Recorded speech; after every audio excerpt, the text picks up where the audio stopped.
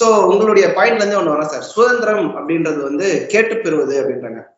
So ஸ்ரீகந்தர் மலையா, சிக்கந்தர் மலையா, திருப்பரங்குன்ற மலையா அப்படின்னு ஒரு கன்ஃபியூஷன் இப்ப போயின்னு இருக்கு. இஸ்லாமிய மக்கள் தங்களுடைய சுதந்திரத்தை கேட்டு பெறுகிறார்கள், அதுல என்னதான் பிரச்சனை?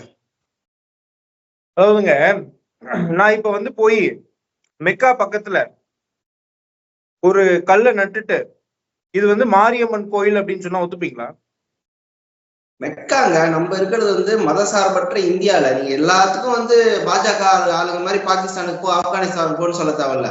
நம்ம ஊர்ல தமிழகத்துல எவ்வளவு மத நல்லிணக்கத்தோட இருக்கிறாங்க. அதே கோயில் இருக்கிற இடத்துல தர்காவுக்கும் பிரச்சனையே இல்லாம போயிட்டு வராங்க. இந்த பாஜகவோ இல்ல இந்துத்துவ அமைப்புகளோ வரும்போதுதான் அது வந்து மதவெறியாக மாறுது.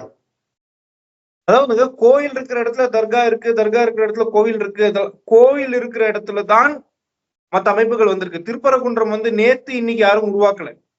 முருகப்பெருமான் வந்து நேற்று இன்றைக்கு தமிழ் கடவுளாக மாறல.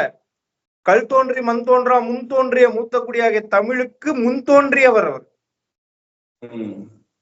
அப்படிப்பட்ட ஒரு மாபெரும் இறைவனை தன்னுடைய 6 படை வீடுல ஒரு வீடான திருப்பரங்குன்றத்துல அடுத்தவங்க வந்து பங்கு கேட்கறாங்க அப்படின்னா அதை வந்து ஏற்றுட்டு பார்த்துட்டு இருக்க முடியாது.